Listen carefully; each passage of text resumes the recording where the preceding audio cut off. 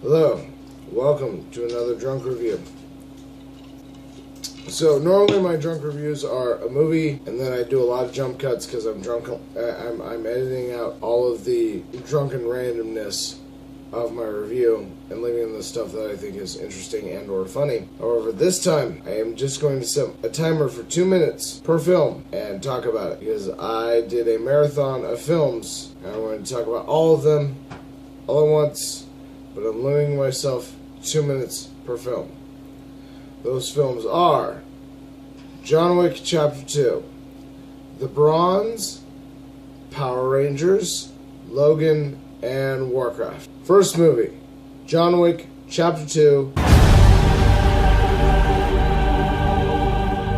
2 minutes on the clock. Okay, so this was a fantastic movie. It was a logical progression from the first film. They even address the actions that he took in the first film, but it wasn't too heavily reliant on the story.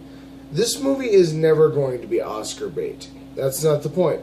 The point is that it's a violent, fun revenge film, and that's exactly what it tried to be, and that's exactly what it was. There was another not assassin character, but there was another like violent character who was played by a rapper whose name I can't remember right off the top of my head. Common, I think it was his name, or something like that. Anyway, but he was very wooden and straightforward in his performance, which perfectly mirrored Keanu's performance as John Wick, which made sense in the context of their characters. I like the fact that we got a little bit of a taste of the mythology of this world. John Wick goes to Rome and he uses those little gold coins that he has to get all of the shit that he needs, and there's a whole support structure in place, and that even plays into later parts of the film, this whole support structure that's in place for all of these people. There's one part that I think was missing from the film that I thought would have been great. There's a part where he comes back to New York and there's a $7 million contract on his life, and all of these assassins are trying to take advantage of this. There was no assassin, and this would have been perfect. There was no assassin that looked at his phone, saw John Wick coming, sit down his phone, was like, nope, not worth it, not worth it. And that's John Wick Chapter 1, or Chapter 2. Next film, Melissa Rauch in The Bronze. Shouldn't we be using my Tchaikovsky piece? Coach P said it was a classic. She'd also say that about a full bush, but we all know that's disgusting. Okay, so this film was actually way better than it should have been. Melissa Rauch is famous for playing Bernadette in the extraordinarily popular Big Bang Theory. However, this film, she plays a character who is sort of a Carrie Strug character. Strug. She won third place in the Olympics in 2004, despite having an injury, but she's still using that to coast by. She's stealing mail out of her dad's truck because her dad's mailman. She's like going through and like finding birthday cards and shit that has money in them. But she gets the chance to coach the next up and coming young star, and she has to choose whether to actually coach this person to success or to sabotage their chances so that she gets remembered. Is a fantastic film. It is way, way better than it has any right to be. There's a lot of language which is hilarious. Her insults to some of the people that she deals with are amazing. My favorite part of the film is the absolutely ridiculous acrobatic sex scene between her and a member of the men's team who won silver and bronze in various events. It's just so stupid. It almost reminds me of Team America, that sex scene.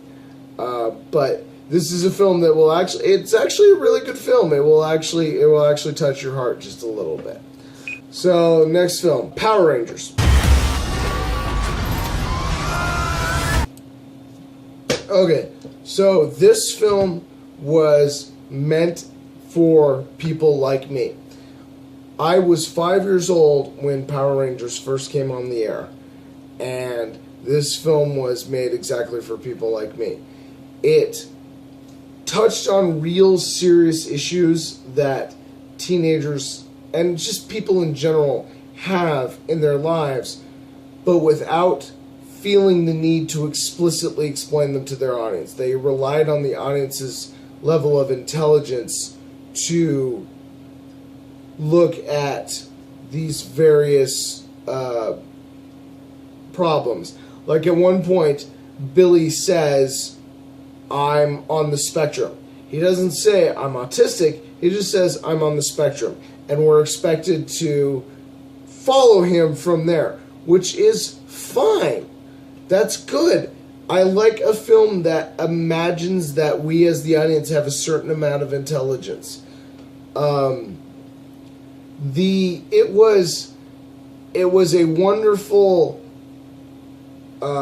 play on what we knew as kids as far as the various tropes of Power Rangers, but at the same time really expanding on those things. Like the fact that Zordon was a Power Ranger. Rita was a Power Ranger. Rita was the Green Ranger. That makes perfect fucking sense if you're like me and you grew up on the Power Rangers and you know what the green power coin represents.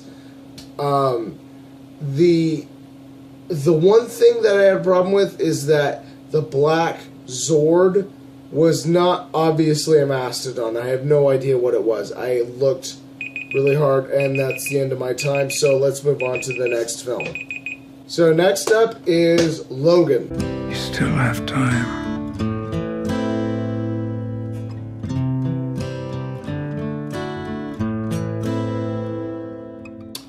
Okay, so this movie had all of the tears. I cried like a bitch through most of this movie.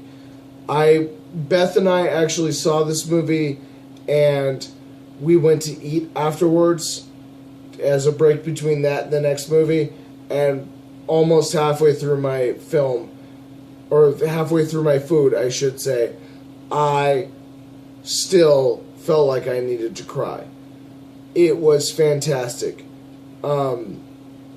It was not a perfect send-off for Professor Charles Xavier and Logan, but it was a good send-off. Patrick Stewart was probably my favorite actor in this, because he was still Xavier, but I mean, he's getting old. He's going kind of senile. The Rated R did so much for this movie. It was really, really important that this film be rated R, because this film would not have been anywhere near as good as it was without the R rating. There are times they went a little overboard with it, like the first time that Charles Xavier said to Logan, "Oh, fuck you, Logan," or no, he told him to go fuck himself. That's what he did. This was the first time he told him to go fuck himself. And I just don't see Charles Xavier doing that. But at the same time, when Logan gets cornered by a guy who's asking him to find somebody that he's looking for, and Logan says fuck repeatedly, that made sense. That made perfect sense, because honestly, it's amazing that Logan waited this long to say the word fuck. I cried like a little girl. This movie made me feel all the feels. That is Logan. Warcraft.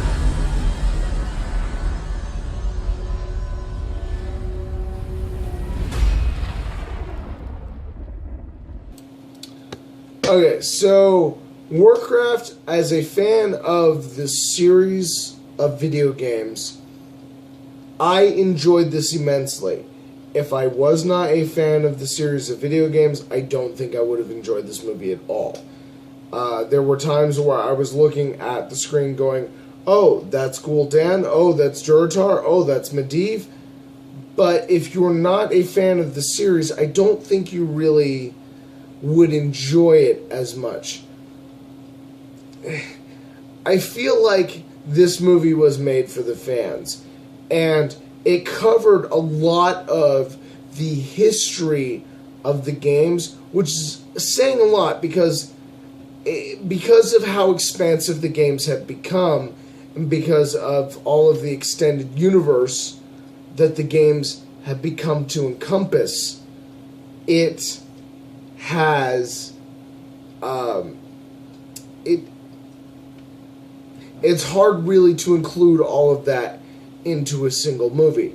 They did a great job of keeping things moving, of making sure that if you were not familiar with the characters to know exactly what they're talking about. Characters made a point of addressing each other by name, which was nice. I really enjoyed that because even though I've been a fan of the series for a very long time, there were times that even I had trouble keeping up a little bit, and having the characters refer to each other by name helped a lot.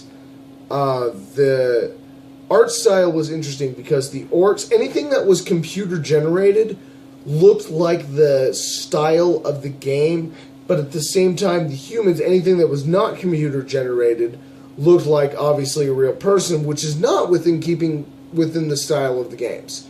So I thought that was an interesting choice. But I think I'm out of time. Yep, there I'm out of time. All right.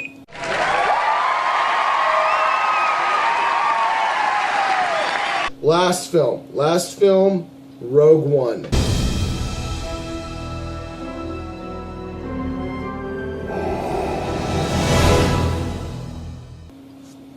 Okay, so Rogue One. This was a fantastic film. It might actually be my favorite Star Wars film. The characters were very real. There were no Jedi. I thought that was wonderful.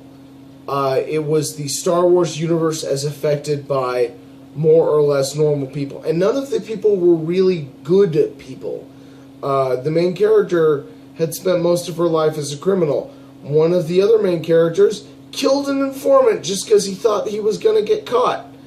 It was an amazing film.